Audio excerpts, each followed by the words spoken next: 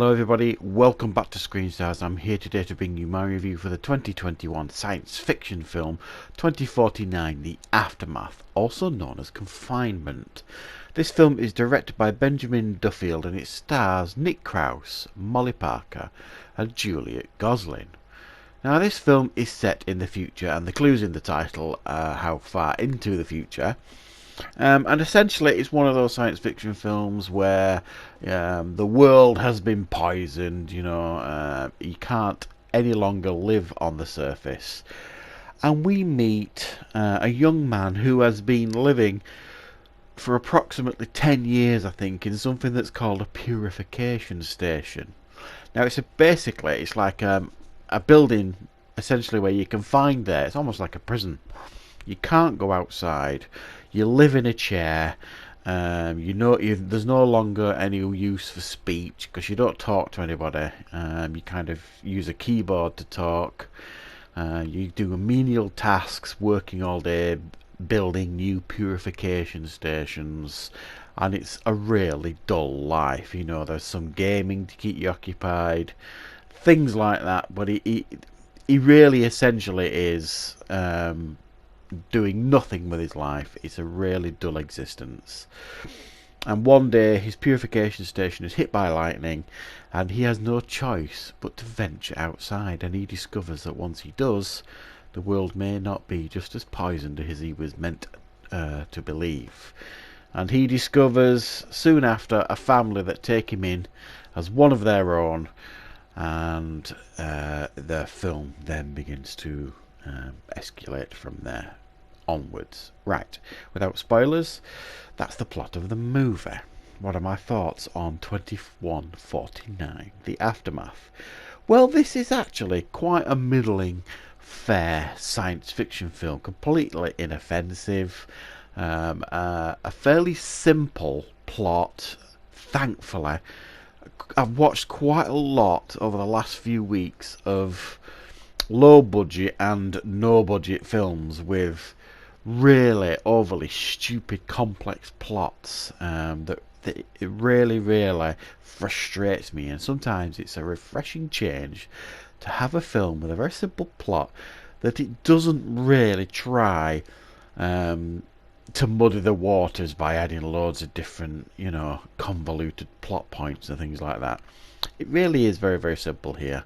The world is unlivable. These people live in purification stations. He manages to get out, meets a family, etc, and there are other dangers that present themselves from there that put him and this new family at risk, if you like. And obviously I don't want to talk about those because you'll be giving spoilers away. Nice simple story, nicely acted by everybody here. There are some certainly Molly Parker, I believe, is a face I recognise. I think she was in the new Lost in Space TV show. I didn't watch much of that, but I watched the first 2 or 3 episodes of it, and I've seen her in other things as well. She's certainly recognisable, but everybody here does a decent job. There's quite a lot of child actors in this film, and they all do a decent job in regards to line delivery and things like that. They're all, fairly experienced at what they do. And I bought all the performances, which was nice. The world building was nice. It kind of felt,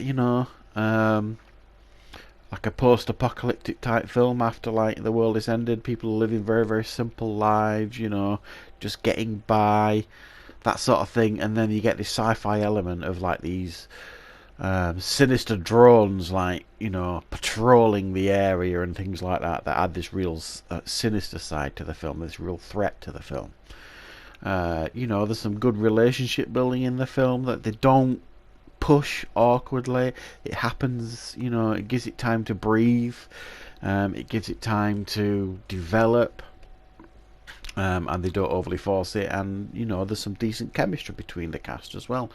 Everything here is set for a nice, gentle watching film, and that's also the film's biggest weakness.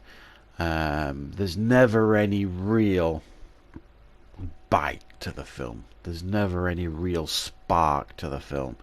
You could even argue it's a little bit dull. I mean, it plays with concepts that we've seen before in many science fiction films, the poisoned world and all this kind of stuff, and post-apocalyptic type things that it plays about with, and it doesn't really do much else with it. The drones patrolling. It felt very much like the Tom Cruise film Oblivion. You remember them drones in that are patrolling about. Similar kind of concept here, I suppose, with these drones that are patrolling about in this film. They've got a different agenda in this film, but it still they felt similar idea and similar concept. So whereas it doesn't do an awful lot new here, it is a perfectly watchable science fiction film. If you want to, watch a nice, gentle science fiction film that has got familiar story arcs and familiar plots to films you've seen previously, it's not really going to offend you in any way. There's nothing particularly bad here. It's not gonna, it's not gonna blow you away. It's not gonna, blow your mind. There's nothing exciting and new about it, and for that end, that's the reason I'm going to give this one a 5 out of 10. It's very middle of the road type stuff, but it's nicely made, fairly watchable. It just doesn't do anything new and exciting with the genre. So that's my review for 2149 The Aftermath. I hope you found it useful. Thank you very much for watching.